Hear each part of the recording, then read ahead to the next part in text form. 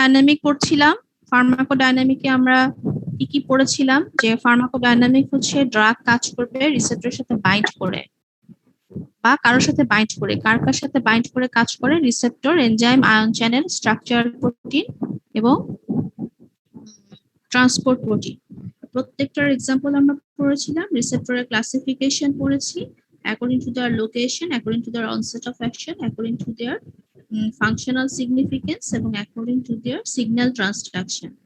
Classical receptor, নন classical receptor. Classical receptor 4 ধরনের। এই 4 ধরনের রিসেপ্টর কোথায় তাদের অবস্থান, কিভাবে কাজ করে, কিভাবে সিগন্যাল ট্রান্সডাকশন করে, মোটামুটি এগুলো আমরা পড়া হলো এক্সাম্পল সহ। আর তোমার এনজাইম দিয়ে কাজ করে এরকম কিছু ড্রাগের নাম, আয়ন চ্যানেল দিয়ে কাজ করে এরকম কিছু ড্রাগের নাম বলো, এক্সাম্পল দাও। ট্রান্সপোর্ট প্রোটিন দিয়ে কাজ করে এরকম কিছু ড্রাগের নাম বলো, এক্সাম্পল দাও। স্ট্রাকচারাল প্রোটিন দিয়ে কাজ করে এরকম কিছু ড্রাগের নাম বলো, এক্সাম্পল দাও। এগুলো আমাদের পড়ে নিতে হবে। এছাড়াও কোনো কিছুর সাথে বাইন্ড না করে নন রিসেপ্টর মেকানিজমে বা নন স্পেসিফিক মেকানিজম, অনেক সময় টিচাররা বলে non specific mechanism, non specific মেকানিজমে ড্রাগ কাজ করে। এটার এক্সাম্পল হচ্ছে যেমন ফিজিক্যাল প্রপার্টি এবং কেমিক্যাল নিউট্রালাইজেশন। কেমিক্যাল নিউট্রালাইজেশন যেমন অ্যান্টাসিড খেলে কি হয়, অ্যাসিড সাপ্রেশন হয়, গ্যাস্ট্রিক অ্যাসিড নিউট্রালাইজ হয়। তাহলে এটাতে কোনো রিসেপ্টর নাই, এনজাইম নাই, আয়ন চ্যানেল নাই, স্ট্রাকচারাল প্রোটিন নাই, কোনো কিছু নাই। এখানে জাস্ট কেমিক্যালি নিউট্রালাইজ করছে হাইড্রোক্লোরিক অ্যাসিডকে অ্যান্টাসিড। তাহলে এটা হচ্ছে কেমিক্যাল নিউট্রালাইজেশন। আরেকটা হচ্ছে হেপারিন। হেপারিন হচ্ছে একটা অ্যান্টিকোয়াগুলেন্ট। এটা যদি ওভারডোজ হয়ে যায় আমরা অ্যান্টিডট দিই। অ্যান্টিডট হচ্ছে প্রোটামিন সালফেট। এই প্রোটামিনের সাথে হেপারিনের রিঅ্যাকশনটাও কেমিক্যাল। তারপরে সাপোজ আয়রন, আয়রন টক্সিসিটি হয়ে গেলে অনেক সময় ইনজেক্টেবল আয়রন টক্সিসিটি হয়ে যায়। ইনজেক্টেবল যখন দেই আয়রন টক্সিসিটি ডেভেলপ করে, ওভারডোজ ডেভেলপ করে, তখন সেক্ষেত্রে আমরা আয়রনের অ্যান্টিডট ডেসফেরুক্সামিন, তোমরা পড়বা ডেসফেরুক্সামিন, এটাও তোমার কেমিক্যাল নিউট্রালাইজেশন করে আয়রনের সাথে। তাহলে এগুলো হচ্ছে কেমিক্যালি মেকানিজম কাজ করে, এগুলো নন স্পেসিফিক মেকানিজম। তারপর ইসবগুলার ভুসি বা ইস্পাগুলা হাস্ক আমরা যেটা বলি, ইস্পাগুলা হাস্ক, আর বাংলায় আমরা বলি ইসবগুলার ভুসি। তো এটা কিভাবে আমাদের স্টুল সফট করে, এটা ফিজিক্যাল প্রপার্টির মাধ্যমে কাজ করে। তারপর একটা অসমোটিক ডায়োটিক আছে ম্যাজিটল, অসমোটিক ডায়োটিক। হ্যাঁ, তো এটা অসমোটিক প্রপার্টির কারণে এই ওয়াটারটাকে বের করে নিয়ে আসে, ডায়োসিস করে। তাহলে সেক্ষেত্রে আমরা সেরিব্রাল ইডিমা এবং সেরিব্রাল ইডিমাতে আমরা ইউজ করি। তাহলে এই গ্লুকোমাতে আমরা ইউজ করি ম্যানিটল। তাহলে এই ম্যানিটলটাও একটা কিভাবে কাজ করলো, ফিজিক্যাল প্রপার্টির মাধ্যমে কাজ করলো। এই জিনিসগুলো আমরা পড়লাম। তা আজকে আমরা পড়বো যে ড্রাগের সাথে রিসেপ্টরের যে বন্ড, সে কি কি ধরনের বন্ডে আছে। এগুলো তোমরা বোঝার কিছু নাই, এইটা তোমরা নিজেরা পড়ে নিবা। যেটা বেশি ইম্পর্টেন্ট আমি সেগুলো বলে দিচ্ছি তোমাদেরকে।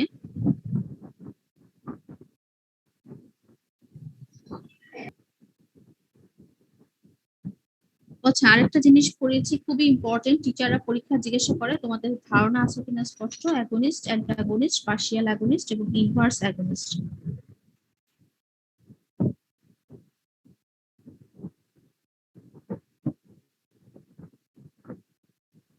যেখানে আমরা জি প্রোটিন কাপল রিসেপ্টর সিগন্যাল ট্রান্সডাকশন করিয়েছি। সেকেন্ড মেসেঞ্জার কি, টাইরোসিন কাইনেজের সিগন্যাল ট্রান্সডাকশন। তোমাদেরকে বলেছিলাম যে টাইরোসিন কাইনেজের সিগন্যাল ট্রান্সডাকশন এবং ডিএনএ কাপল রিসেপ্টর বা ইন্ট্রাসেলুলার কাপল রিসেপ্টরের সিগন্যাল ট্রান্সডাকশন পড়ার সময় তোমরা ইনসুলিন আর স্টেরয়েডের মেকানিজমটা একই সাথে পড়ে নিবা, আরেকবার রিভিশন হয়ে যাবে। এই যে বন্ড আছে, ড্রাগ রিসেপ্টর বন্ড, কিছু বন্ড আছে যেমন ইলেকট্রোস্ট্যাটিক বন্ড, এগুলো usually weak bond, ionic bond, hydrogen bond, van der Waals bond, এবং সবচেয়ে স্ট্রং বন্ড হচ্ছে কোভ্যালেন্ট বন্ড। তো উইক বন্ডের ক্যারেক্টারিস্টিক্স কি, হাইড্রোজেন বন্ডের ক্যারেক্টারিস্টিক্স কি, ভ্যান ডার ওয়ালস বন্ডের ক্যারেক্টারিস্টিক্স কি, এগুলো পরীক্ষার সময় আমি ইউজুয়ালি অনেক বছর আসতে দেখিনি। হ্যাঁ, কিন্তু নামগুলা জানা জরুরি, কি কি বন্ড আছে তো নাম বলতে হবে, এবং মোটামুটি কোনটা স্ট্রং বন্ড এটা তোমার জানতেই হবে। তোমার এগুলো নিজের একটু পড়ে নিও রিডিং, কারণ পরীক্ষার সময় কি আসবে কি আসবে না, অনেক বছর আসে নেই বলে যে আসবে না তা কিন্তু নয়। Covalent bonding bond, covalent bond হচ্ছে স্ট্রং বন্ড, ড্রাগের সাথে রিসেপ্টরের বন্ড 100 কিলোক্যালোরি পার মোল বন্ডের শেয়ারিং পেয়ার অফ ইলেকট্রন এবং ইরিভার্সিবল বন্ড। এই বন্ড, আচ্ছা তোমরা আছো তো? আমি কিন্তু কাউকে শুনতে পাচ্ছি না তো, তাই মাঝে মাঝে মনে হয় আমি একা একা কথা বলছি। ইয়েস ম্যাম আছি। ম্যাম আছি। তোমরা একটু হ্যাঁ একজন দুজন বা যে আছো। ইরিভার্সিবল বন্ড, ঠিক আছে, এবং 20 times stronger than one ionic bond. যেমন ইরিভার্সিবল বন্ডের এক্সাম্পল বললে তোমরা ফেনক্সিবেনজামিন পড়িয়েছে ম্যাডাম, ফেনক্সিবেনজামিন পর্যন্ত এসেছো তোমরা? আলফা রিসেপ্টর ব্লকার পড়িয়েছে? নো ম্যাম, বেঞ্জামিন পড়ে নাই। আচ্ছা ঠিক আছে, আমি বলছি কিছু। আমরা জানি যে অ্যাড্রেনার্জিক রিসেপ্টর কয় ধরনের আছে? আলফা রিসেপ্টর এবং বিটা রিসেপ্টর। আলফা আছে আলফা 1 এবং আলফা 2। ফেনক্সিবেনজামিন হচ্ছে আলফা 1 এবং আলফা 2 দুইটার সাথেই বাইন্ড করে এবং এটা হচ্ছে অ্যান্টাগনিস্ট। অ্যান্টাগনিস্ট মানে কি?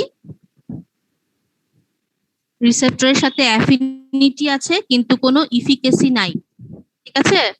জি ম্যাম। এবং অ্যাগনিস্টকে সে বাইন্ড করতে দেয় না। এটাই হচ্ছে অ্যান্টাগনিস্টের ধর্ম। সে রিসেপ্টরের সাথে বাইন্ড করে রিসেপ্টরটাকে অকুপাই করে রাখে কিন্তু কোনো ইফেক্ট দেখায় না, এবং উল্টা অ্যাগনিস্টকে বাইন্ড করে কাজ করতে দেয় না। এটাই হচ্ছে অ্যান্টাগনিস্ট। ফেনক্সিবেনজামিন হচ্ছে আলফা রিসেপ্টরের অ্যান্টাগনিস্ট। এই রিসেপ্টরের সাথে তার বাইন্ডিংটা কোভ্যালেন্ট বন্ড। কোভ্যালেন্ট বন্ড মানে শক্ত বন্ড, ইরিভার্সিবল বন্ড। ফলে কি হয়, একটা টিউমার আছে, নাম হচ্ছে ফিওক্রোমোসাইটোমা। ফিওক্রোমোসাইটোমা অ্যাড্রেনাল গ্ল্যান্ডের টিউমার। হ্যাঁ, এবং এই টিউমার থেকে excess amount of noradrenaline release হয়। এখন ফেনক্সিবেনজামিন যদি আমরা দেই ট্রিটমেন্ট হিসেবে, এক্সেস ওই টিউমার থেকে যখন এক্সেস অ্যামাউন্ট অফ অ্যাড্রেনালিন নর অ্যাড্রেনালিন রিলিজ হয় তখন কি করতে পারে সে? আলফা 1 এর উপর বসে অ্যাড্রেনালিন কিংবা নরঅ্যাড্রেনালিন কি করতে পারে? আলফা 1 এর সাথে বসে ভেজো কনস্ট্রিকশন করে পেরিফেরাল ভাস্কুলার রেজিস্ট্যান্স বাড়িয়ে ব্লাড প্রেশার হাই করে দিতে পারে। মানে ফিওক্রোমোসাইটোমাতে যে সাইন সিম্পটম পাওয়া যায়, 1 নাম্বার সাইন সিম্পটম হচ্ছে high blood pressure, severe rise of blood pressure. হ্যাঁ, সেক্ষেত্রে আমরা ট্রিটমেন্ট হিসেবে ফেনক্সিবেনজামিনটা ইউজ করি। ফেনক্সিবেনজামিনটা কি করবে? আলফা রিসেপ্টরের সাথে কোভ্যালেন্ট বন্ডে বাইন্ড করবে, strong bond, irreversible bond, so that excess amount of adrenaline cannot displace phenoxybenzamin from alpha receptor. ফলে ফেনক্সিবেনজামিন কি করবে? রিসেপ্টরটাকে ব্লক করে বসে থাকবে এবং রিসেপ্টরের যে কাজ, নরঅ্যাড্রেনালিন যে ব্লাড প্রেশারটা বাড়াতো সেটা আর বাড়াতে পারছে না। ফলে ব্লাড প্রেশারটা অটোমেটিক নরমালে কাছাকাছি চলে আসবে। বোঝা গেল? জি ম্যাম। আমি যদি এখন ইরিভার্সিবল বন্ড বা স্ট্রং বন্ড না দিয়ে একটা হালকা পাতলা বন্ডের ড্রাগ দিতাম, যে ড্রাগটা ইরিভার্সিবল না, অন্য আলফা ব্লকার, সাপোজ প্রাজোসিন, আরেকটা আলফা ব্লকার ড্রাগ, প্রাজোসিন দিতাম, তাহলে কি হতো? টিউমার থেকে যখন কোনো কিছু রিলিজ হয়, টিউমার অনেক বেশি বেশি রিলিজ করে, বেশি বেশি নরঅ্যাড্রেনালিন রিলিজ করতো। ওই টিউমারটাকে যখন বেশি পরিমাণ শক্তিশালী কেউ আসে তখন সে ধাক্কা দিয়ে সরিয়ে দিতে পারে। তখন কি করতে পারতো? ওই রিসেপ্টরের মধ্যে যে প্রাজোসিন বসে আছে, এই নরঅ্যাড্রেনালিন কিন্তু ধাক্কা দিয়ে সরিয়ে নিজে বসে আবার ব্লাড প্রেশার বাড়াতে পারতো।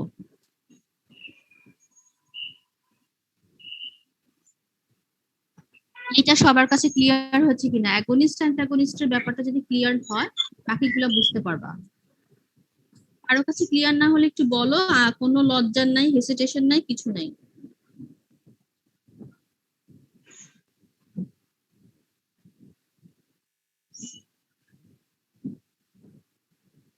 সানজিদা হোসেন, রোল 105।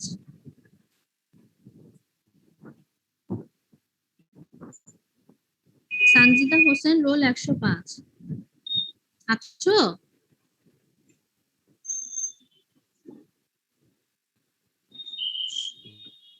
সানজিদা হোসেন, রোল 105।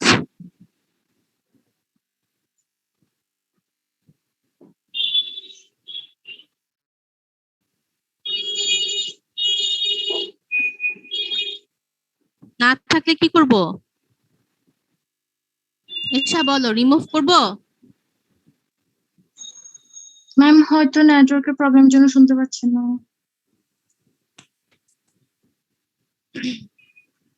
শুনতে না পেলে ক্লাসে তো ঢুকে বসে আছে।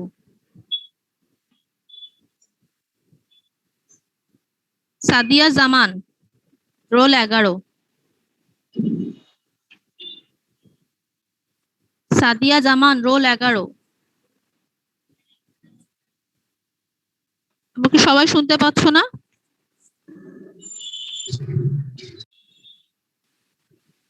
Yes, ma'am. পাচ্ছি। আচ্ছা ম্যাম। হ্যাঁ, রোল 11। বলো তো কি বলছি?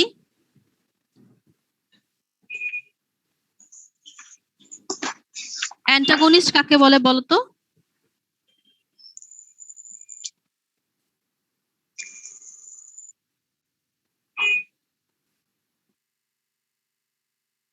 অ্যান্টাগনিস্ট কাকে বলে?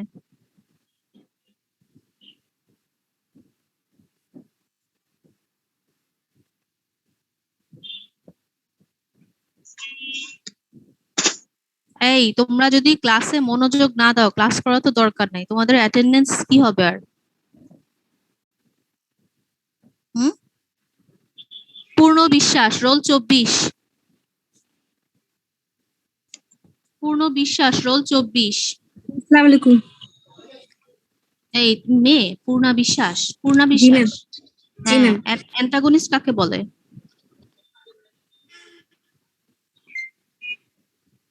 কি জিনিসটা একটু বুঝায় বললে হবে, আমি ডেফিনেশন একদম হুবহু তোমাকে বলতে হচ্ছে না তো।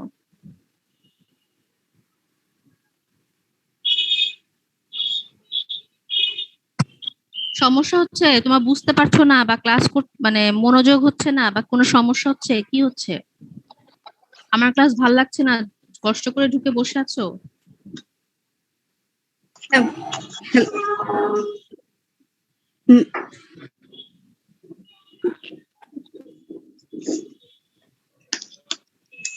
আচ্ছা আমি আগাই, শেষ হবে না এরকম করে তোমাদের ধরতে থাকলে। তোমার যারা যারা আমার ক্লাস নিবা তারা তারা উপকৃত হবা, যারা যারা নিবা না তারা তোমাদের নিজেরা বুঝে নিবা।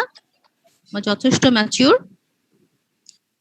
আচ্ছা, তাহলে অ্যান্টাগনিস্ট হচ্ছে, আর না বুঝতে পারলে, কেউ যদি ক্লাসে না বুঝতে পারো, তোমরা হোয়াটসঅ্যাপে লিংকে যে কেউ কোশ্চেন করতে পারলে সরাসরি ডিরেক্টলি আমাকে হোয়াটসঅ্যাপে ফোন দিলে, যে মেসেজ পাঠিয়ে আমাকে একটা ফোন দিলেও আমি বুঝাই দিতে পারবো। যদি মনে করো যে একা একা বুঝতে চাচ্ছ, বুঝতে পারছো না ক্লাসের মধ্যে, কোনো সমস্যা নাই। অ্যান্টাগনিস্ট হচ্ছে অ্যাফিনিটি আছে এবং ইফিকেসি নাই, রিসেপ্টরটাকে বাইন্ড করে বসে থাকে। সাপোজ ধরো তোমাদের ক্লাসরুমে ইয়ে ঢুকে গেল, শাহাদাতকে চিনো না? ফার্মাকোলজির জি ম্যাম। আমাদের এমএলএসএস শাহাদাত, হ্যাঁ, ক্লাসরুমে শাহাদাত বসে আছে। সে রিসেপ্টর মানে ক্লাস সিটে যেখানে টিচাররা পড়ানোর কথা সেখানে সে বসে গেল। এখন তাহলে কি হলো, ঘটনাটা কি হলো, যে সে ওখানে বসে আছে, রিসেপ্টরটাকে অকুপাই করে রাখছে। রিসেপ্টরটা ধরো সিট, ক্লাসের টিচারদের সিট, রিসেপ্টরটাকে সে অকুপাই করে রাখছে, কিন্তু সে কোনো কাজ করতে পারছে না, সে ফার্মাকোলজি পড়াতে পারছে না। তাহলে সে হচ্ছে অ্যান্টাগনিস্ট। এখন আমি আসলাম পড়াতে, আমি শাহাদাতকে দেখলাম যে সে আমার সিটে বসে আছে, ফলে আমি কি করলাম, আমি ওই সিটে বসতে নারাজ হইলাম, বা আমার ভালো লাগলো না যে ও তো বসে আছে, আমি তাহলে কিভাবে বসবো, এটা অস্বস্তিকর ব্যাপার।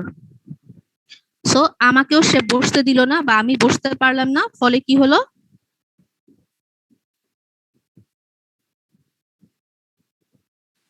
ক্লাসটা হচ্ছে না, তাই না? তাহলে ইফিকেসি হচ্ছে না, রিসেপ্টরটাকে অকুপাই করে রাখছে। এখন ধরো আমার শক্তি বৃদ্ধি হইলো, আমি প্রিন্সিপালকে নিয়ে আসলাম, বলতেছি আমি সাপোজ, বা আমি রোজিনা ম্যাডামকে নিয়ে আসলাম, আমার শক্তি বেশি হলো, বা আমি ডাবল 3 গুণ হয়ে গেলাম, তাহলে আমি কি করতে পারবো, শাহাদাতকে ধাক্কা দিয়ে সরিয়ে আমি বসতে পারবো। বোঝা গেল? Yes, ma'am. হ্যাঁ, অ্যাগনিস্টের যদি কনসেন্ট্রেশন অনেক বেড়ে যায়, সে কিন্তু তখন অ্যান্টাগনিস্টকে সরাতে পারবে। আবার ধরো নরমালি, কিন্তু নরমাল যেটা অ্যাগনিস্ট, নরমাল কনসেন্ট্রেশনের অ্যাগনিস্ট সরাতে পারবে না, কিন্তু অ্যাগনিস্টের কনসেন্ট্রেশন যদি বেড়ে যায় সে অ্যান্টাগনিস্টকে সরিয়ে বসতে পারবে, কাজ করতে পারবে। আবার ধরো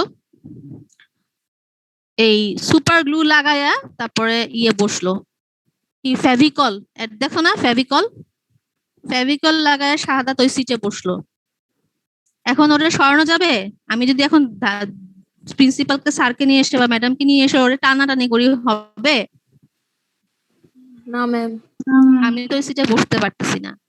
এই যে ফেভিকল বন্ড হচ্ছে ওই অ্যান্টাগনিস্ট ড্রাগের সাথে হচ্ছে কোভ্যালেন্ট বন্ড। এই ফেনক্সি বেনজামিন হচ্ছে ধরো শাহাদাত, সে আমার সিট দখল করছে আলফা রিসেপ্টর, বন্ডটা হচ্ছে কোভ্যালেন্ট বন্ড। এখন আমি শক্তিশালী হয়ে গেছি, ফিওক্রোমোসাইটোমা টিউমারে excess amount of noradrenaline agonist তৈরি হয়। সেই অ্যাগনিস্ট ধরো প্রিন্সিপাল স্যার ম্যাডামকে নিয়ে আসছি, রোজিনা ম্যাডামকে নিয়ে আসছি, কেউই আর শাহাদাতকে ওই সিট থেকে তুলতে পারতেছে না। ফলে আর আমরা ওই সিটে বসে ব্লাড প্রেশার বাড়াতে পারছি না। এবার বোঝা গেছে? জি ম্যাম। তো ফেনক্সি বেনজামিনের বন্ড হচ্ছে এরকম স্ট্রং বন্ড, ফেভিকল বন্ড, সহজে সরানো যায় না। অনেক সময় কনসেন্ট্রেশন বাড়াইলেও সহজে সরানো যায় না। আচ্ছা, এখন আসো রিসেপ্টরের রেগুলেশন, আপ রেগুলেশন এবং ডাউন রেগুলেশন। রিসেপ্টর রেগুলেশন কয় ধরনের? আপ রেগুলেশন এবং down regulation. What do you mean by receptor regulation? Receptor regulation হচ্ছে তোমার যদি অনেক দিন অ্যান্টাগনিস্ট টানা ইউজ করা যায় ইউজুয়ালি, তাহলে রিসেপ্টরের আপ রেগুলেশন হয়। আপ রেগুলেশন মানে হচ্ছে রিসেপ্টরের অ্যাফিনিটি বাড়ে, রিসেপ্টরের সেন্সিটিভিটি বাড়ে, রিসেপ্টরের নাম্বার বাড়ে, রিসেপ্টরের অ্যাক্টিভিটি বাড়ে, সবকিছুই বেড়ে যেতে পারে। হ্যাঁ, এবং এটা কি হয়, কেন হতে পারে? প্রলং এক্সপোজার অফ অ্যান্টাগনিস্টের কারণে এটা হতে পারে। অনেক দিন যদি অ্যান্টাগনিস্ট ইউজ করা যায় তাহলে রিসেপ্টরের আপ রেগুলেশন হয়।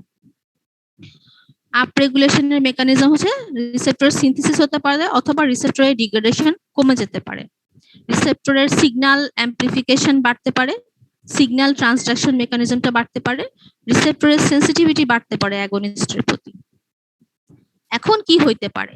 সাপোজ বিটা রিসেপ্টর ব্লকার বা বিটা রিসেপ্টর অ্যান্টাগনিস্ট প্রোপানোলল, হ্যাঁ, আমি লং টার্ম একটা পেশেন্টকে দিলাম, বা যে কোনো একটা অ্যান্টাগনিস্ট আমি পেশেন্টকে লং টার্ম দিলাম। সাপোজ বিটার কথাই ধরি, প্রোপানোললের কথা, এটা সুবিধা হয়। এই এক্সাম্পলটা তোমাদের দিতে হবে পরীক্ষার সময়, যে বিটা রিসেপ্টর প্রোপানোলল হচ্ছে একটা অ্যান্টাগনিস্ট, বিটা রিসেপ্টর অ্যান্টাগনিস্ট আমি লং টার্ম পেশেন্টকে দিলাম। এটা হচ্ছে ব্লাড প্রেশার কমানোর জন্য। বিটা 1 কি করে হার্টে? নরমালি বিটা 1 এর কাজ কি হার্টে? হার্ট রেট বাড়ানো, ফোর্স অফ কন্ট্রাকশন বাড়ানো। হার্ট রেট বাড়ানো, ফোর্স অফ কন্ট্রাকশন বাড়ানো। এখন আমি দেখলাম যে পেশেন্টের প্রেশার বেশি, আমি হার্ট রেট কমানো এবং ফোর্স অফ কন্ট্রাকশন কমিয়ে ব্লাড প্রেশার কমানোর জন্য আমি প্রোপানোলল ড্রাগটা দিলাম অ্যাজ এ অ্যান্টিহাইপারটেনসিভ ড্রাগ, এবং সে পেশেন্ট সেটা লং টার্ম নিচ্ছে। লং টার্ম অ্যান্টাগনিস্ট ইউজ করলে কি হবে? রিসেপ্টরের সেনসিটিভিটি রেগুলেশন। আপ রেগুলেশন হবে। তার মানে সেন্সিটিভিটি বাড়বে, রিসেপ্টরের অ্যাগনিস্টের প্রতি আকর্ষণ বাড়বে, অ্যাফিনিটি বাড়বে, ইফিকেসি বাড়বে। এখন অ্যাগনিস্ট তো আসতে পারতেছে না, কারণ রিসেপ্টর তো ব্লক হয়ে আছে প্রোপানোলল দিয়ে। এখন হঠাৎ করে ধরো রিসেপ্টর হচ্ছে চেয়ার, ফার্মাকোলজি চেয়ার, চেয়ারটা যখন প্রোপানোলল শাহাদাত আসলো, এদিকে আসলো শাহাদাত ডেকে নিয়ে আসলো শফিককে, তারপর ধরো আসলো অন্যান্য এমএলএসএস এসে বসলো। এখন চেয়ারের পরিমাণ বেড়ে গেল, রিসেপ্টরে চেয়ারের পরিমাণ মানে রিসেপ্টরের পরিমাণ বেড়ে গেল। এখন বাই চান্স ওরা হঠাৎ করে সরে গেল, চেয়ার কিন্তু ফার্মাকোলজিতে এখন অনেকগুলো হয়ে গেছে, পড়ানোর চেয়ার, টিচারদের সিট, এখন বাই চান্স ওরা সরে গেল, তখন কি হবে? ওখানে আমি এসে বসবো, রোজিনা ম্যাডাম এসে বসবে, তোমাদের জেরিন ম্যাডাম, তারপরে তোমাদের শাকিল স্যার, তারপরে তোমাদের সিট গুলা খালি পেয়ে সবাই চলে আসবে, কারণ আমাদের অ্যাফিনিটি আছে কার প্রতি? ওই সিটের প্রতি, পড়ানোর প্রতি। তো আমরা সবাই এসে এতগুলা সিট পেয়ে বসে গেলাম, ফলে কি হবে? ফার্মাকোলজি পড়ানো তুমুল হারে বেড়ে যাবে। একই ঘটনা এখানে হয়, তোমার বিটা রিসেপ্টরকে ব্লক করে বসে আছে প্রোপানোলল, অনেকদিন ইউজ করার ফলে বিটা রিসেপ্টরের পরিমাণ বেড়ে গেছে, আপ রেগুলেশন হচ্ছে। আইদার এটার নাম্বার বাড়ছে, অথবা তার অ্যাক্টিভিটি বাড়ছে, অথবা তার সিগন্যাল অ্যাক্টিভিটি বাড়ছে, অথবা তার নাম্বার বাড়ছে। এখন সাডেনলি প্রোপানোল যদি একটা পেশেন্টকে স্টপ করে দাও, বা পেশেন্ট যদি নিজে নিজে প্রোপানোল খাওয়া বন্ধ করে দেয়, তখন কি হতে পারে? ওই রিসেপ্টরের উপর এন্ডোজেনাস আমাদের যে বডির অ্যাড্রেনালিন, নরঅ্যাড্রেনালিন, ওরা কি করবে? ঝাপায় ঝাপায় ওই রিসেপ্টরের উপর বসবে, কারণ রিসেপ্টরের অ্যাফিনিটি বেড়ে গেছে, ইফিকেসি বেড়ে গেছে। এদিকে তুমি অ্যান্টাগনিস্ট উঠাই দিছো, তাহলে ওই রিসেপ্টর খালি, ওই রিসেপ্টরে কে বসবে? আমার বডির এন্ডোজেনাস অ্যাড্রেনালিন, নরঅ্যাড্রেনালিন বসলে কি হবে? হার্ট রেটটা আবার অনেক বেশি পরিমাণে Blood বাড়বে। pressure হার্ট রেট অনেক প্রচন্ড বেড়ে যাবে। পরিমাণে বাড়বে, ফোর্স হাইপারটেনশন অফ হবে। কন্ট্রাকশন প্রচন্ড পরিমাণে বাড়বে, হাইপারটেনসিভ ক্রাইসিস হবে, এমনকি হতে পারে এটা মানে সিরিয়াস Stroke. হাইপারটেনসিভ ক্রাইসিস হয়ে ইমার্জেন্সি হতে পারে। সো একটা অ্যান্টাগনিস্ট লং টার্ম ইউজ করলে সাডেনলি এটা স্টপ করা যাবে না, ঠিক আছে? জি একটা ম্যাম। অ্যান্টাগনিস্ট যখন পেশেন্টকে দিবা মাথার মধ্যে থাকবে এটা অ্যান্টাগনিস্ট, তখন এটা সাডেনলি স্টপ করা যাবে না। তাহলে এটা কি করতে হবে? ধীরে ধীরে আস্তে আস্তে কমাইতে হবে। আস্তে আস্তে কমায় কমায় তারপরে স্টপ করতে হবে। তাহলে এইটা মনে রাখতে হবে, তোমাদের এটা ভাইবাতে জিজ্ঞাসা করে প্রোপানল দিয়ে সাডেনলি স্টপ করে দিলে কি হবে, বা আপ রেগুলেশনে একটা এক্সাম্পল দাও কি হতে পারে। আচ্ছা, এটা গেল ড্রাগ। অ্যান্টাগনিস্ট যদি আমি ইউজ করি তাহলে আমার আপ রেগুলেশন হয়। অনেক সময় ডিজিজ প্রসেসের কারণেও রিসেপ্টরের আপ রেগুলেশন হয়, যেমন ব্রঙ্কিয়াল অ্যাজমা। ব্রঙ্কিয়াল অ্যাজমাতে ইউজুয়ালি M3 রিসেপ্টরের আপ রেগুলেশন হয়। M3 কি করে? M3 এর কাজ কি? ব্রঙ্কো কনস্ট্রিকশন করা। ব্রঙ্কিয়াল অ্যাজমা ডিজিজে অনেক সময় কোনো অ্যাগনিস্ট নাই, কিছু নাই, কিন্তু আপাতত ডিজিজের কারণেও রিসেপ্টরের আপ রেগুলেশন হয়। এতক্ষণ বললাম যে ড্রাগ অ্যান্টাগনিস্টের কারণে আপ রেগুলেশন হয়, আবার বলতে পারি যে ড্রাগ ছাড়া অন্য কারণে আপ রেগুলেশন হতে পারে। তোমরা বলবা হ্যাঁ, ডিজিজের কারণেও আপ রেগুলেশন হতে পারে। যেমন ব্রঙ্কিয়াল অ্যাজমাতে ব্রঙ্কো কনস্ট্রিকশন করে যে রিসেপ্টরটা M3, সেই M3 রিসেপ্টরের আপ রেগুলেশন হয়ে যায়। হ্যাঁ, আপ রেগুলেশন হলে অ্যাসিটাইল কোলাইন কি করে? ওখানে বসে ব্রঙ্কো কনস্ট্রিকশন করে। থাইরোটক্সিকোসিস, এখানে আলফা বিটা রিসেপ্টরের আপ রেগুলেশন হয়, ফলে কি হয়? অ্যাড্রেনালিন নরঅ্যাড্রেনালিন বসে ট্যাকিকার্ডিয়া, ব্লাড প্রেশার বাড়ায়। ইউজুয়ালি থাইরয়েড ডিজিজে দেখা যায় যে সিম্প্যাথেটিক অ্যাক্টিভিটি বেড়ে গেছে, বিকজ অফ সিম্প্যাথেটিক রিসেপ্টরের আপ রেগুলেশন হয়। তারপর আসে ডাউন রেগুলেশন, ঠিক অপোজিটে হচ্ছে ডাউন রেগুলেশন। আমরা আরেকটা নাম বলি ডিসেনসিটাইজেশন, ট্যাকিফাইলেক্সিস অনেক সময় বলা হয়। এটা হচ্ছে যদি অনেক দিন ধরে হাই কনসেন্ট্রেশন বা প্রলং পিরিয়ড যদি তুমি অ্যাগনিস্ট ইউজ করো, তাহলে তোমার রিসেপ্টর ডাউন রেগুলেশন হয়ে যাবে। ডাউন রেগুলেশন মানে কি? রিসেপ্টরের অ্যাক্টিভিটি কমে যাওয়া। সেনসিটিভিটি কমে যাবে। অ্যাফিনিটি কমে যাওয়া। হ্যাঁ, রিসেপ্টরের সিনথেসিস কমে যাবে। এই সিনথেসিস বাড়া লিখলাম কেন? রিসেপ্টরের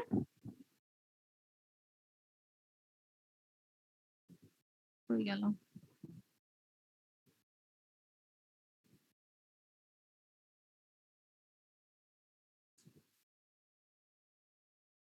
উল্টা হচ্ছে না, রিসেপ্টরের সিনথেসিস কি হবে? কমে যাবে।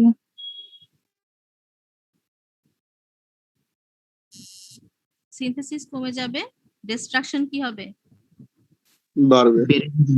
বেড়ে যাবে, তাই না? বেড়ে যাবে। ডিস্ট্রাকশন বেড়ে যাবে।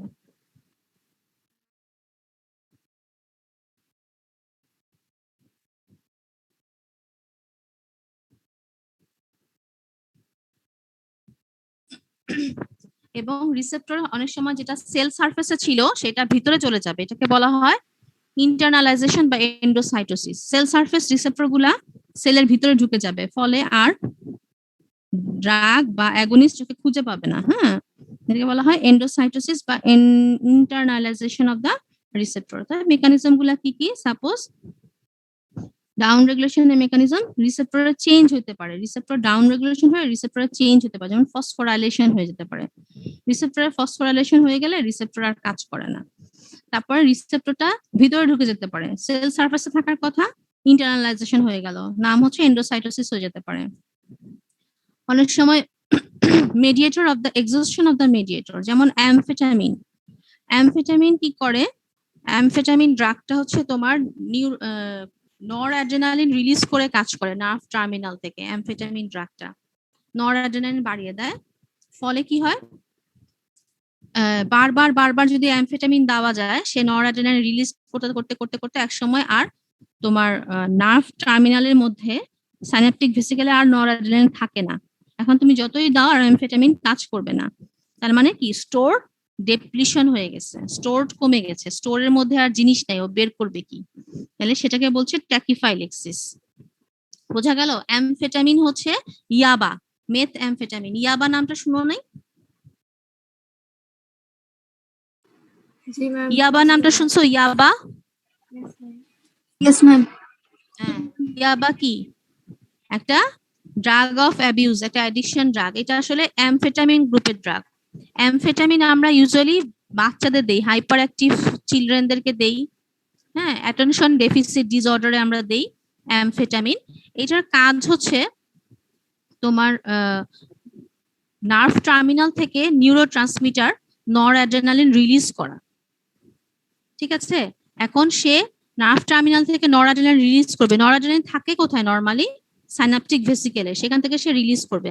এখন আমি বারবার অ্যামফেটামিন দিচ্ছি কন্টিনিউয়াস কয়েকদিন ধরে, সে তৈরি হওয়ার আগে রিলিজ হচ্ছে, তৈরি হওয়ার আগে রিলিজ হচ্ছে। এক সময় কি আর থাকবে স্টোরে নরঅ্যাড্রেনালিন? না ম্যাম, থাকবে না। থাকবে না।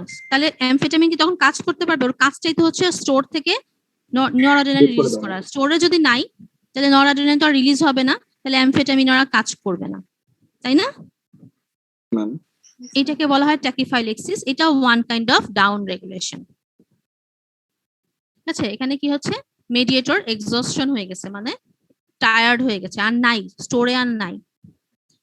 নেক্সট দেখো অল্টার ড্রাগ মেটাবলিজম। বারবিচুরেট এবং ইথানল বারবার দেওয়ার ফলে এদের মেটাবলিক ডিগ্রেডেশন বেড়ে যায়, নিজেরা নিজে মেটাবলিজম হয়ে যায়, আর কাজ করতে পারে না। এটাও ডাউন রেগুলেশনের এক্সাম্পল।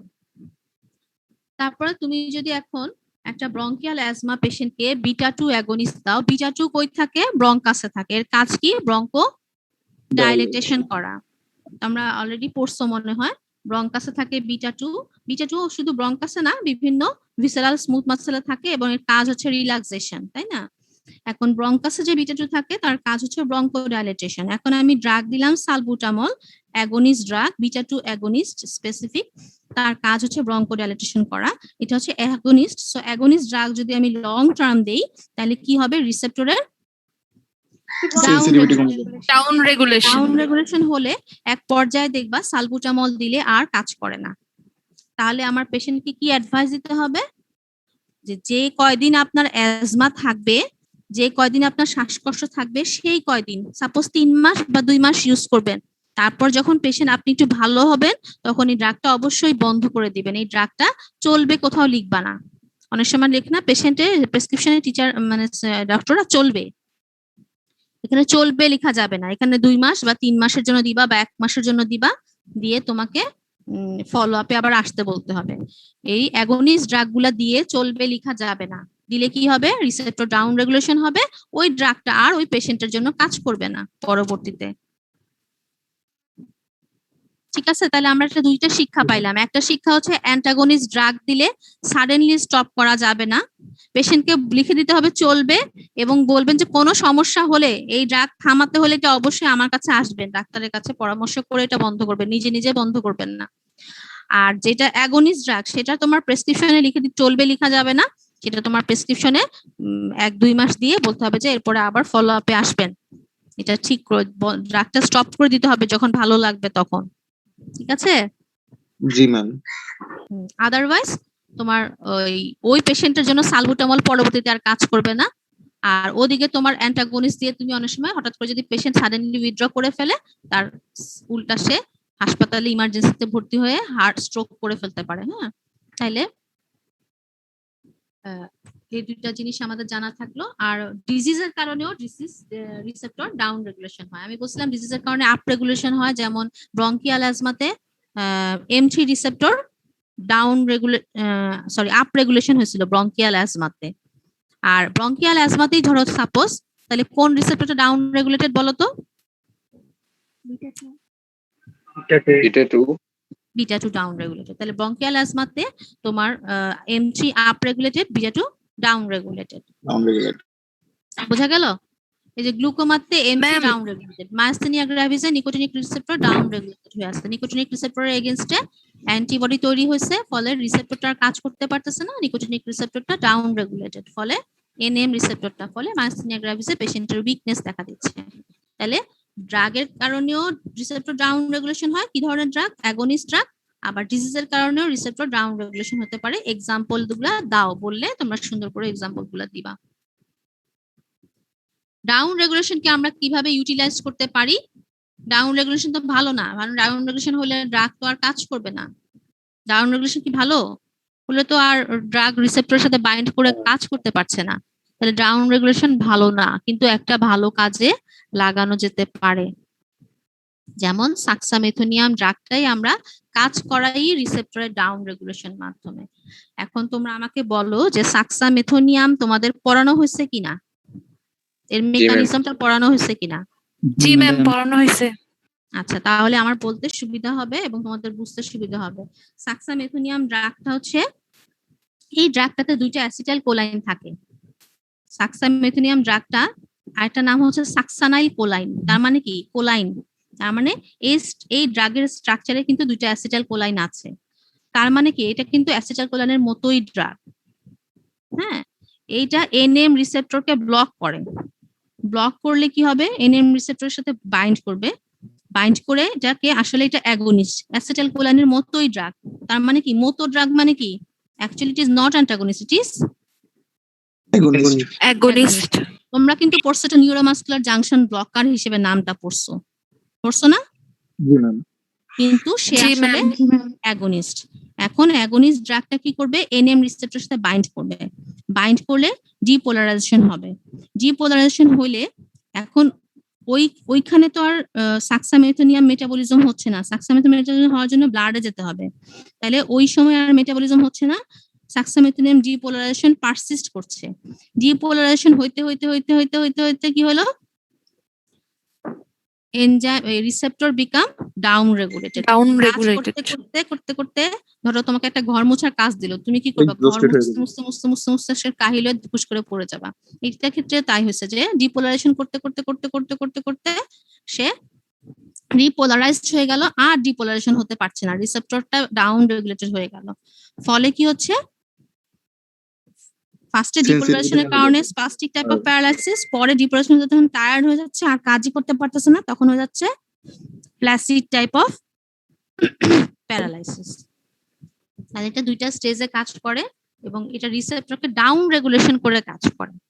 রিসেপ্টরটা ডাউন রেগুলেশন হয়ে যায়, ফলে আর ডিপোলারাইজেশন করতে পারে না, ফলে রিপোলারাইজড হয়ে মাসেলটা রিল্যাক্স হয়ে যায়। Relax হয়ে যায়। তাহলে অ্যাকচুয়ালি এটা agonist but it acts as a antagonist. Suxamethonium actually as a agonist but acts as a antagonist. এবং এইটার অ্যান্টাগনিস্টটা কিভাবে করতেছে? মেকানিজমটাকে রিসেপ্টরটাকে ডাউন রেগুলেশন করতেছে। এখন রিসেপ্টর ডাউন রেগুলেশনটাকে আমরা এভাবে ইউটিলাইজ করতে পারি যে রিসেপ্টর ডাউন রেগুলেশনকে ভালো কাজে লাগানো যায়। তুমি বলবা যে হ্যাঁ, সাক্সামেথোনিয়াম ড্রাগটা রিসেপ্টরকে ডাউন রেগুলেশন করেই কাজ করে। তাহলে আমি বলতে পারবো না যে অ্যাবসলিউটলি যে ডাউন রেগুলেশন খারাপ। এখন আসো graded dose response relationship curve. এটা হচ্ছে এরকম একটা curve, graded dose response relationship curve. এদিকে হচ্ছে ডোজ, হরাইজন্টাল এক্সিসে হচ্ছে ডোজ এবং ভার্টিক্যাল এক্সিসে হচ্ছে রেসপন্স। ডোজ বাড়লে রেসপন্স বাড়বে, ঠিক আছে? ডোজ বাড়লে রেসপন্স বাড়বে। এই যে এই কথাটা, এটাই হচ্ছে যে এইটাকে ফেলায়, একটা প্লটে ফেলায় ডোজ বাড়াচ্ছি, রেসপন্স বাড়ছে, এবং এইটা হচ্ছে এই রেসপন্সটা কন্টিনিউয়াস এবং গ্রাজুয়াল। এবং এই রেসপন্সটাকে যদি আমি একটা গ্রাফে প্লট করি, তাহলে যে কার্ভটা তৈরি হবে সেটাই হচ্ছে গ্রেডেড ডোজ রেসপন্স কার্ভ। এই কার্ভটা হচ্ছে কেমন দেখতে হয়? রেক্টেঙ্গুলার, যে লিনিয়ার যদি হয় তাহলে রেক্টেঙ্গুলার হাইপারবোলা। আর যদি আমি লগারিদমিক লগ ডোজ নেই, লগ রেসপন্স নেই, তাহলে এই কার্ভটা হয়ে যাবে সিগময়েড শেপ।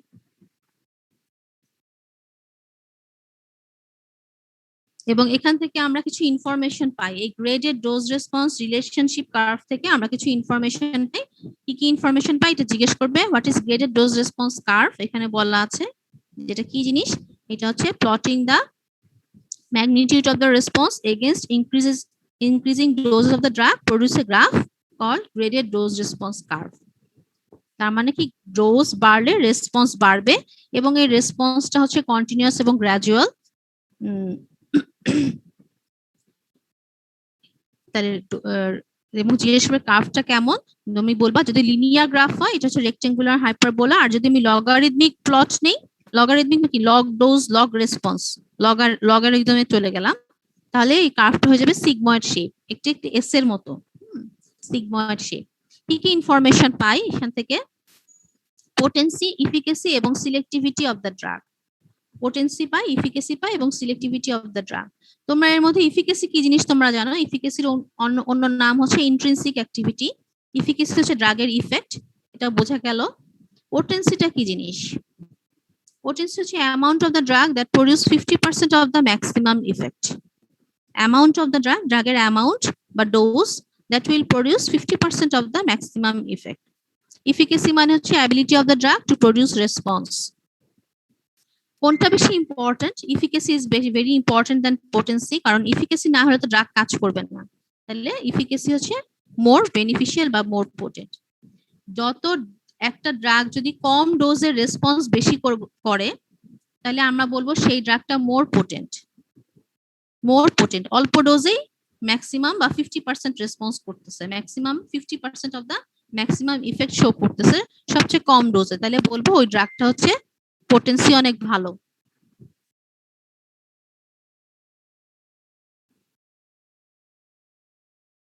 আচ্ছা, এখানে দেখো ভার্টিক্যাল এক্সিসে এটাকে কি বলে, ওয়াই এক্সিস না, এইখানে এটা হচ্ছে রেসপন্স। তোমরা আছো? জি ম্যাম। এটা হচ্ছে উপরে হচ্ছে রেসপন্স, আর হরাইজন্টালে হচ্ছে ড্রাগের কনসেন্ট্রেশন বা dose. Drug A B C, সবচেয়ে ডোজ বেশি কোনটা দেখো?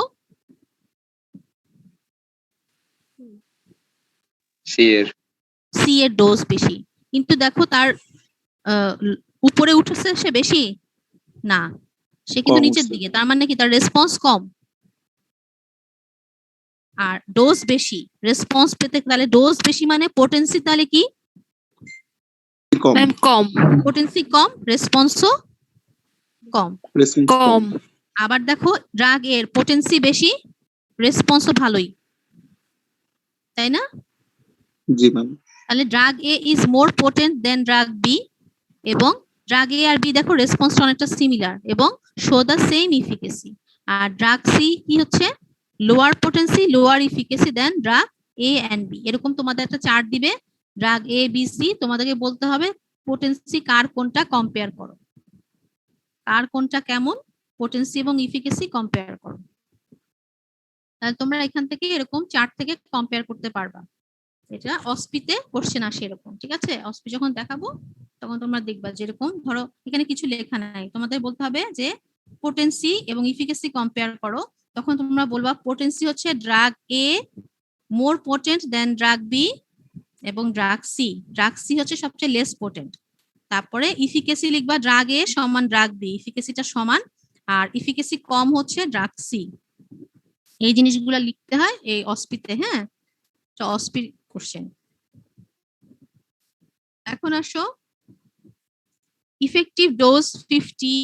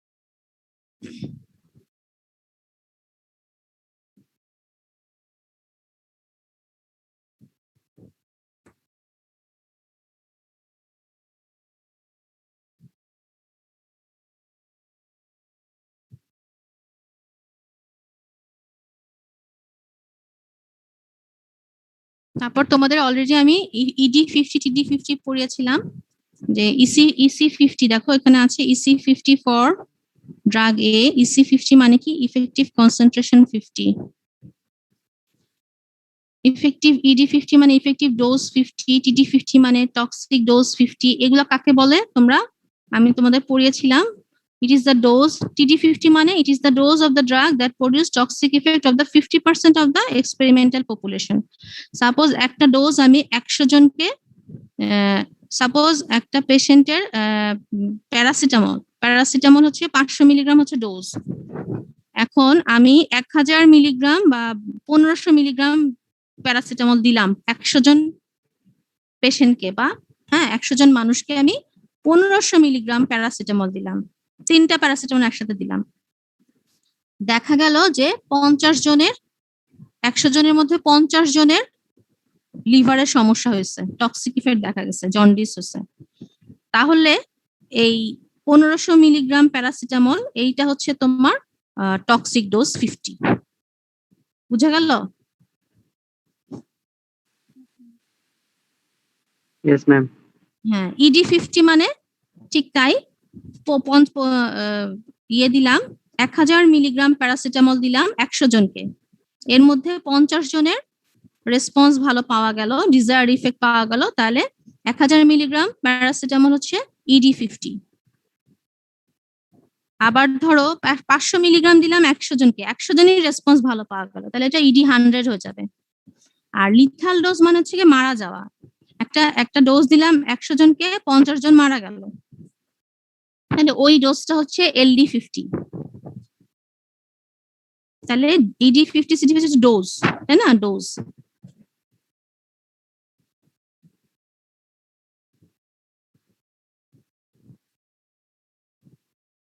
নেক্সট আসো কোয়ান্টাল ডোজ রেসপন্স রিলেশনশিপ কার্ভ। কোয়ান্টালটা হচ্ছে 3টা ব্যাপার। এটা হচ্ছে ডোজ বাড়লে রেসপন্স বাড়বে, এবং দেখা গেল সেই রেসপন্সটা ম্যাক্সিমাম পপুলেশনের উপর হচ্ছে। তাহলে এখানে 3টা জিনিস চলে আসছে না, ডোজ, রেসপন্স এবং পেশেন্ট। তাহলে এই 3টা জিনিসকে একসাথে আমরা যদি একটা গ্রাফ করি, এটাকে বলে কোয়ান্টাল ডোজ রেসপন্স রিলেশনশিপ কার্ভ। ঠিক আছে? তাহলে এখানে রেসপন্স হইলে সবার হবে, রেসপন্স না হইলে কারো হবে না। ফলো অর নান ল অনেকটা। হ্যাঁ, যদি রেসপন্স হয় ওই ডোজে তাহলে সবার হবে। যেমন 500 মিলিগ্রাম প্যারাসিটামল তুমি 100 জনকে দাও, 100 জন পেশেন্টের মাথা ব্যথা 100 জনকে দাও, সাপোজ 99 বা 100 জনেরই কিন্তু মাথা ব্যথা ভালো হয়ে যায়। হ্যাঁ, তাহলে এখানে 3টা জিনিস আমি দেখলাম, ডোজ, রেসপন্স এবং কতজনের মাথা ব্যথা ভালো হলো। তাহলে এই 3টা জিনিসকে মিলে হচ্ছে যে কার্ভটা তৈরি হয়, সেটাকে বলছে কোয়ান্টাল ডোজ রেসপন্স কার্ভ। এখান থেকে আমরা কি কি ইনফরমেশন পাই? আমরা ED50, LD50, তারপর therapeutic index, margin of safety এগুলা পাই। মার্জিন অফ সেফটি হচ্ছে LD1 এবং ED 99.9, এটাকে বলছে, এই রেশিওটাকে আমরা বলি margin of safety.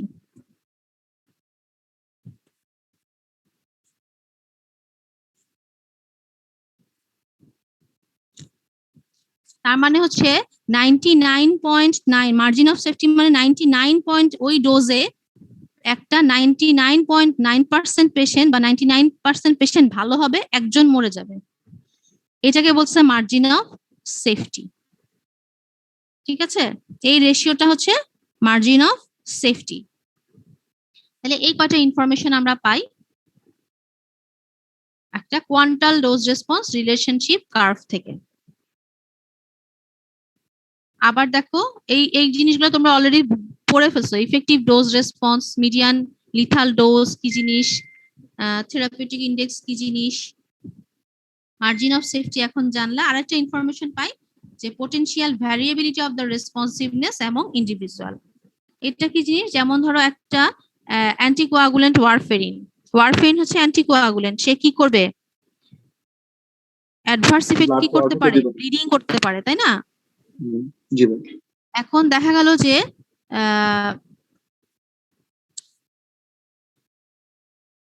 In case of anticoagulant activity develop করতেছে কোন পেশেন্টের, যদি আমি প্রথম মিন টাইম অ্যান্টিকোয়াগুলেন্ট দিলে প্রথম মিন টাইম বাড়বে, দেখা গেল 2 গুণ প্রথম মিন টাইম বাড়লে তার অ্যান্টিকোয়াগুলেন্ট ইফেক্টটা পাওয়া যাচ্ছে।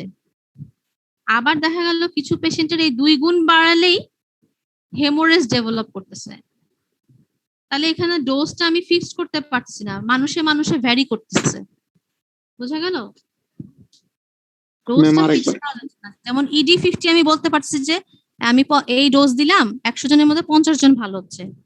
এই ক্ষেত্রে এই পোটেনশিয়াল ভ্যারিয়েবিলিটির ক্ষেত্রে কি হচ্ছে, ইন্ডিভিজুয়াল অনেক সময় রেসপন্স ভ্যারিয়েশন হয়। যেমন ওয়ারফেরিন দিলাম, প্রথম মিন টাইম বাড়লো, 2 গুণ বাড়লে অ্যান্টিকোয়াগুলেন্ট ইফেক্ট এই পেশেন্টের ভালো পাওয়া যাচ্ছে। আবার দেখা গেল যে এই 2 গুণই বাড়াইলাম, আমি ওয়ারফেরিন সেম ডোজ দিলাম, কিন্তু অনেক পেশেন্টের উল্টা হেমোরেজ শুরু হয়ে যাচ্ছে। আমি ডোজটাকে ফিক্সড করতে পারতেছি না যে এই ডোজ দিলে আমার ম্যাক্সিমাম পেশেন্ট ভালো হবে, তা না, কিছু ভালো হচ্ছে কিছু খারাপ হচ্ছে, এই যে আমি একটা ভ্যারিয়েশন তৈরি হয়ে যাচ্ছে, এইরকম ঘটনাও ঘটতে পারে। তাহলে সেক্ষেত্রে আমি এই ধরনের ড্রাগ গুলাকে সেফ ড্রাগ বলি না, আমরা এই ড্রাগ গুলা একটু আনসেফ থেরাপিউটিক ইন্ডেক্স ন্যারোর মধ্যেই রাখি।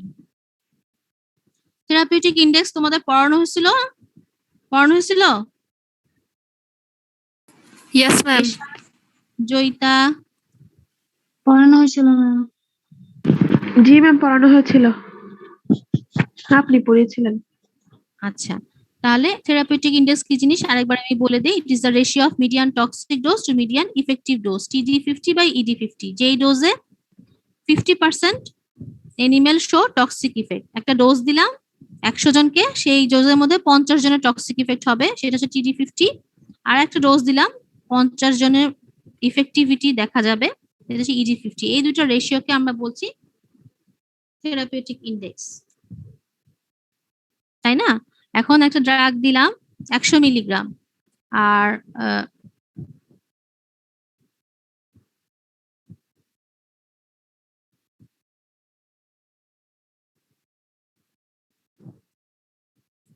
এই যে if a drug administer TD50 100 milligram, ED50 5 milligram, 5 milligram দিলেই ড্রাগটা 100 জনকে যদি আমি 5 মিলিগ্রাম ড্রাগ দিই তাহলে 50 জনের ইফেক্টিভিটি দেখা যায়। আর ওই ড্রাগটা যদি আমি 100 মিলিগ্রাম দিই 50 জনের টক্সিক ইফেক্ট দেখা যায়। তাহলে উপরে 100 নিচে 5, 20। তার মানে থেরাপিউটিক ইন্ডেক্স হাই। অনেক বাড়লে পরে টক্সিক ইফেক্ট হবে। মাত্র 5 দিলেই সে রেসপন্স পাওয়া যাবে ভালো। আমরা 10 বাড়াতে পারি রেসপন্স পাওয়ার জন্য, 20 বাড়াতে পারি, কিন্তু 100 বাড়াতে অনেক দূর যেতে হবে। একটা পেশেন্টকে টক্সিক ইফেক্ট পাওয়ানোর জন্য অনেক দূর ডোজ বেশি দিতে হবে, তাহলে ড্রাগটা মোটামুটি সেফ। তার মানে থেরাপিউটিক ইন্ডেক্স দিয়ে আমরা ড্রাগের সেফটি মেজার করি। তাহলে আমরা ড্রাগের সেফটি মেজার করি কি দিয়ে? কোশ্চেন আসে তোমরা বলবা therapeutic index, define therapeutic index, তখনই চলে আসবে what is TD50, what is ED50, এগুলা বলতে কি বোঝো, হোয়াট ইজ LD50। LD50 কখন কাউন্ট করব? LD50 আমরা মানুষের ক্ষেত্রে করব না, আমরা ইউজুয়ালি এনিমেলের ক্ষেত্রে করি, ন্যারো থেরাপিউটিক ইন্ডেক্স ড্রাগের ক্ষেত্রে করি। এগুলা আমরা হিউম্যানের উপর ট্রাই করি না, LD50 যেগুলা লিথাল ডোজ হয়ে যেতে পারে। ইম্পর্টেন্স অফ থেরাপিউটিক ইন্ডেক্স, এটা অলরেডি তোমাদের পড়ানো হয়েছে। লো থেরাপিউটিক ইন্ডেক্স ড্রাগের নাম বলো 4টা, তোমরা এই 4টা ড্রাগের নাম, কয়েকটা ড্রাগের নাম পড়ে রাখবা, এগুলো অস্পিতে আসে লো থেরাপিউটিক ইন্ডেক্স ড্রাগ।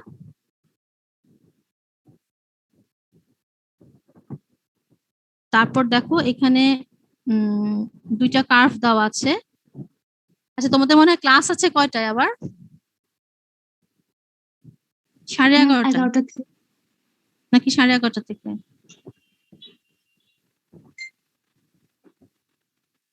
তোমরা কি আর পড়তে ইচ্ছুক আজকে, নাকি রেখে দিব, না একটু পড়াবো? শেষ হয়ে গেছে প্রায়। না, শেষ হয় নাই, অনেক বাকি, সরি। আজকে আর না।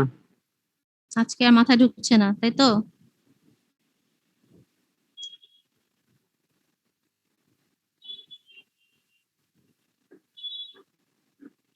শুধু একটা জিনিস চট করে আমি দেখিয়ে রাখি, এখানে দেখো দেখো এটা একটা অসপি, তোমাদের অসপির একটা ইয়ে দিবে, ট্রেসিং বলে এগুলাকে, হ্যাঁ অসপিতে এরকম দিবে। তো নিচে লেখা আছে comment the relative safety of salbutamol এবং isoprenaline as bronchodilator, giving the reason. কোনটা বেশি সেফ কারণ বলো? সালবুটামল দেখা গেল যে লগ এ এবং ডি দুইটা ডোজে দেওয়া হলো সালবুটামল। এ ডোজে ব্রঙ্কোডাইলেটেশন করতেছে, আর ডি ডোজ মানে একটু বেশি ডোজ দিলে কার্ডিয়াক স্টিমুলেশন করতেছে, মানে হার্ট রেট বেড়ে যাচ্ছে। আবার দেখো আইসোপ্রেনালিন একটা ড্রাগ, সেটা বি ডোজে ব্রঙ্কোডাইলেশন করতেছে আর সি ডোজে কার্ডিয়াক স্টিমুলেশন করতেছে। কোনটা সেফ বলো তো? কোনটা প্রথমটা- থেরাপিউটিক ইন্ডেক্স? সালবুটামল। প্রথমটা কেন? ঠিক। কেন? ওটা তো ইয়া ইফেক্টিভ ডোজ আর ইয়া টক্সিক ডোজের ডিফারেন্সটা বেশি, মানে পার্থক্যটা বেশি। হ্যাঁ, ভেরি গুড। টক্সিক ডোজ এবং ইফেক্টিভ ডোজের রেশিওটা মানে পার্থক্যটা অনেক বেশি, অনেক দূর যাওয়ার পরে সে কার্ডিয়াক স্টিমুলেশন করতেছে, আর এটা অল্প একটু ডোজ বাড়ালেই কার্ডিয়াক স্টিমুলেশন করতেছে। তাহলে এটা সেফ কম আইসোপ্রেনালিন, সেফ বেশি হচ্ছে সালবুটামল। এটা কে রেসপন্স করলা? 56 সাদিক হোসেন সাকিব। তোমার নাম কি? সাদিক হোসেন সাকিব। সাদেক হোসেন সাকিব। আচ্ছা, সাদেক হোসেন সাকিব। আচ্ছা, তারপর দেখো রিজন দেখো যে here the salbutamol is relatively safer than isoprenaline. তাহলে সালবুটামল এই যে লার্জার ডোজ রেঞ্জ TD50 এবং ED50 এর মধ্যে গ্যাপ অনেক বেশি, সো সালবুটামল হচ্ছে high therapeutic index. Isoprenaline there is a small dose range between TD50 and ED50, so আইসোপ্রেনালিন is a narrow therapeutic index drug. এইটা হচ্ছে তোমার অ্যান্সার, অস্পির অ্যান্সার। অস্পির একটা, এই যে অস্পির একটা কোশ্চেন পড়াই দিলাম, একদম হুবহু এরকম আসে, অ্যান্সারটা ঠিক এভাবে লিখে ফেলতে হয়। আজকে এই পর্যন্ত থাক, ডায়ারেক্ট ইন্টারাকশন নেক্সট ক্লাসে পড়াবো। ভালো থেকো। আর এর মধ্যে যদি না বুঝে থাকো অবশ্যই তোমাদের হোয়াটসঅ্যাপ গ্রুপ খুলে দেওয়া হয়েছে ফার্মাকোলজির সাথে, তোমরা সেখানে তোমাদের মতামত বা কোথাও কোনো কিছু বুঝতে না পারলে বলো, নেক্সট ক্লাসে বুঝিয়ে দেবো অথবা ওইখানে রেসপন্স করতে পারবো। ঠিক আছে, ভালো থেকো সবাই, আল্লাহ হাফেজ। আসসালামু আলাইকুম ম্যাম। ওয়ালাইকুম ওয়ালাইকুম ম্যাম। আসসালাম।